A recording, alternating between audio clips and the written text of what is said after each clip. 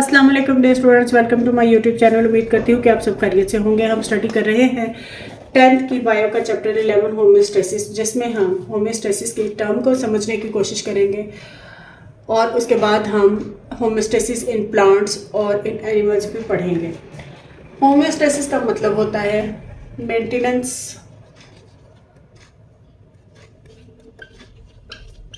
Of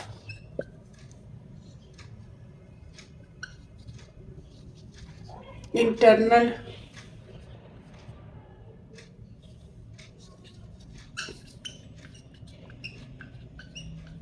of body at equilibrium, यानी बाहर environment में चाहे टेम्परेचर कोई भी हो, चाहे किसी भी मिनरल कंसंट्रेशन कोई भी हो, लेकिन बॉडी के अंदर एक ख़ास इक्विलिब्रियम जो है वो मेंटेन रहना चाहिए। एक ख़ास जो मिकदार है वो सेट रहनी चाहिए। मिसाल के तौर पर अगर हमारी बॉडी का टेम्परेचर जो है वो 37 सेल्सियस रहता है, अगर बाहर बहुत ज़्यादा सर्दी होगी तब भी यही टेम्परेचर रहेगा, अगर बाहर बहुत ज़्यादा गर्मी होगी तब भी यही टेम्परेचर रहेगा। The core temperature of human body remains at about 37 Celsius despite fluctuation in surrounding air temperature. चाहे बाहर जितना भी टेम्परेचर कम हो या ज़्यादा हो, लेकिन जो बॉडी का जो टेम्परेचर है वो 37 पर ही रहना चाहिए। सिमिलरली इसी तरह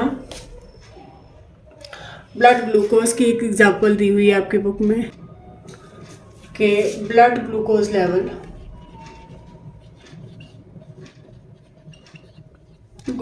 लेवल जो है वो 1 ग्राम पर लीटर है।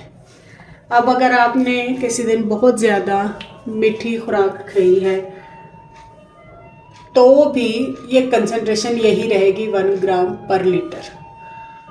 और किसी दिन आपने अगर इन्वायरमेंट में आपने बहुत ज़्यादा कार्बोहाइड्रेट्स वाली खुराक ले ली है तो भी ब्लड में ये शुगर का लेवल जो है वो इंक्रीज़ नहीं होगा, ग्लूकोज का लेवल इंक्रीज़ नहीं होगा, बल्कि ये 1 ग्राम पर लीटर ही रहेगा। The following are some processes of homeostasis. इसमें आ जाता है ऑस्मोरेगुलेशन और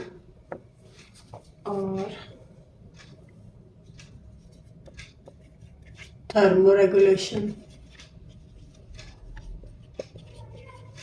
और excretion.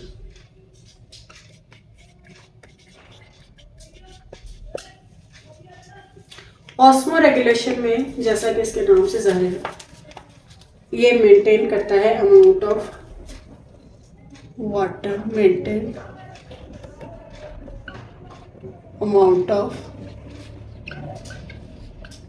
Water, plus salt.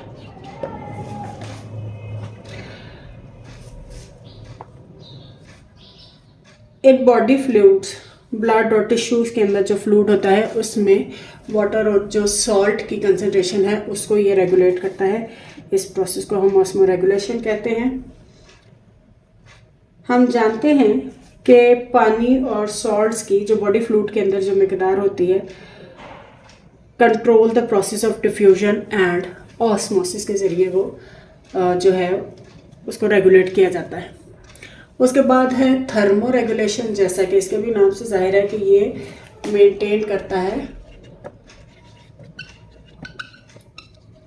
Temperature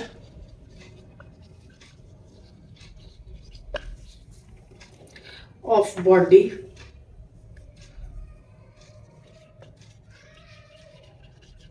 is called thermoregulation. The enzymes of body work best at particular temperature. हम जानते हैं कि कि बॉडी फंक्शनिंग के लिए एक सूटेबल टेम्परेचर बहुत ज़रूरी है। इवन के जो एंजाइम्स का जो एक्शन है वो भी टेम्परेचर थोड़ा सा कम ज़्यादा हो जाए तो उनके काम पर असर पड़ता है। उसके बाद हमारे पास है एक्सक्रीशन। ये भी एक होमोस्टेसिस का पार्ट है और इसमें जो मेटाबॉलिक वेस्ट्स होते हैं जैसे एलिमिनेट करता है।